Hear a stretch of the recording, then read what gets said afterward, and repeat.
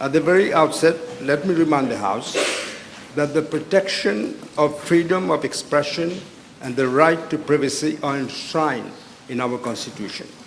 Any form of unlawful interception or tapping is a direct violation of the Constitution and of the fundamental rights and liberties enshrined in our Constitution. As I have reported to the House in my earlier statements on this subject, the previous government had installed, at enormous cost to the public, enormous cost, a very sophisticated electronic mass surveillance system to spy on every Mauritian indiscriminately. They were spying on everyone, Madam Speaker. On you, Madam Speaker, on me, on the Leader of the Opposition, on the former Prime Minister, on every member of this House, including ministers of the government. The Honourable Member himself was spied upon. His father, who was a minister at the time, was also spied upon, on his family. Not only that, Madam Speaker, on the judiciary, on the civil society, on diplomatic missions, on every family in their home, and intercepting the private data. The system was intercepting in real time every digital communication, every one of them, every telephone call, every email, text, messages, social media communication of every man and woman and young person who happened to have a mobile phone or an email. And they were storing it in a secret data center for examination by their own chosen agents, handpicked, and for the purposes that had nothing to do with national security or the investigation of any crime.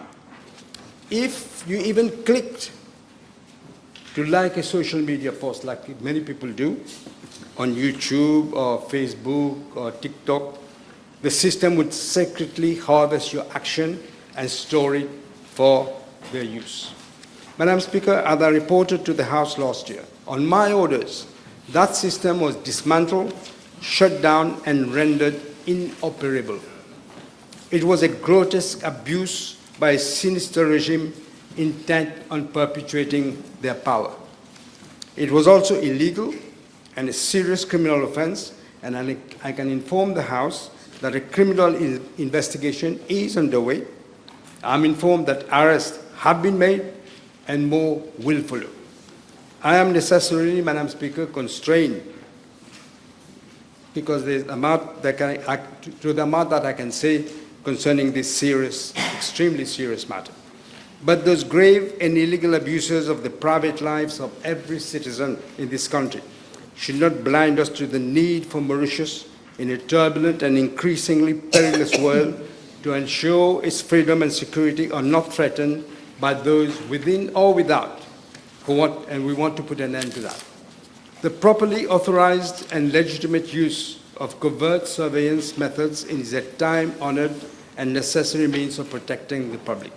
There already, Madam Speaker, exist provisions in our legislation under several enactments for such lawful interception. For instance, Section 56 of the Dangerous Drugs Act, Sections 29 and 30 of the Cybercrime and Cybersecurity Act, Section 32 of the Information and Communication Technologies Act, Section 25A of the Prevention of Terrorism Act, and Section 10B of the Combating of Trafficking in Persons Act. All these laws, Madam Speaker, contain a fundamental safeguard. Any telecommunication interception may only be carried out upon the application to and authorization by a judge in chambers on the basis of reasonable grounds. You must get a warrant for that. This judicial control constitutes a critical protection against any misuse, abuse, or unlawful interception. This government will act within the law, Madam Speaker. However, the House will shortly have the chance to scrutinize and debate the National Crime Agency Bill and its accompanying legislation, which together will introduce the most profound and far-reaching changes in law enforcement that our country has seen since the colonial days, even before independence. That legislation will not address the question of surveillance other than in the investigation of crime, and that only. But with the changing threats and the new law enforcement architecture to which this government is committed, and as part of the government's radical program of reform and strengthening of the institutions of our country, it will be necessary in the near future to consider new legislation. That legislation will place the use of such means in the true and legitimate interests of national security, not the personal and political interests of a particular regime, on a sound constitutional and legal footing. Careful thought is being given to the essential independent structures necessary to guarantee the proper and proportionate use of such tools to be included in the new National Security Act.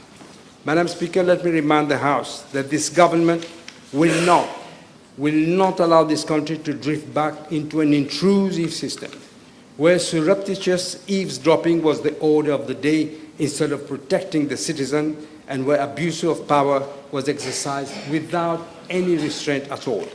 We were elected to restore what had been compromised, that is, trust, accountability, freedom and liberty, freedom of expression and respect for the rule of law. We must never again return to the criminal abuses of the previous regime, which attracted such powerful and righteous indignation throughout the country. Thank you. Yes. Madam Speaker, in reply to my question last year, February, the Prime Minister gave a guarantee that all equipment had been shut down. Now the Prime Minister says that for judicial purposes, subject to judge's order, there is interception and monitoring. My question is to the Honourable Prime Minister, given that the states still have the capacity to intercept, it is still within the state apparatus, with all the risk of political abuse and misuse, why does he not consider it urgent and necessary to come with an oversight and accountable mechanism like is being done overseas in Commonwealth countries? I did say, Madam Speaker, the Honourable Member is wrong. There is no system at the moment. There is none. I explained, just said that the system was dismantled, shut down and rendered inoperable. So there is none at the moment. But what I said in my answer, that we will have to come with new legislation for the purpose of the matter that I mentioned, like terrorism, drugs and all those things, criminal offences. Are we to believe that judges' orders are not being complied with by the state? There is no mechanism to listen to anyone. That is the problem. We are trying to get the people who are at great cost, millions of dollars we're talking about, to relook, to let us see what was in that thing. They are refusing for the moment. Persol is the company concerned. They haven't actually done so. I've requested that we have, instead of going to buy new equipment, we'll have to, but again, under very strict control by the judiciary. My last question.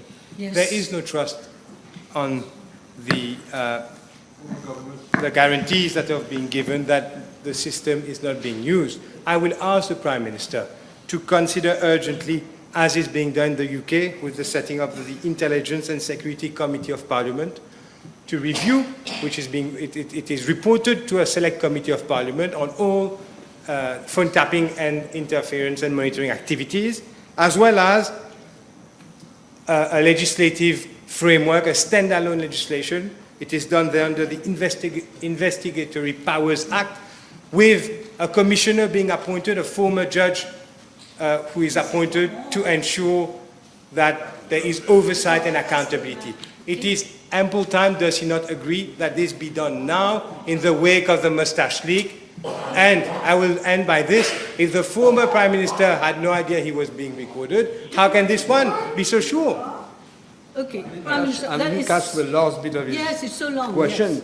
With the former Prime Minister, I didn't hear. Was not aware that he was being monitored. In view of the opacity, the former Prime Minister himself did not know he was being on tape.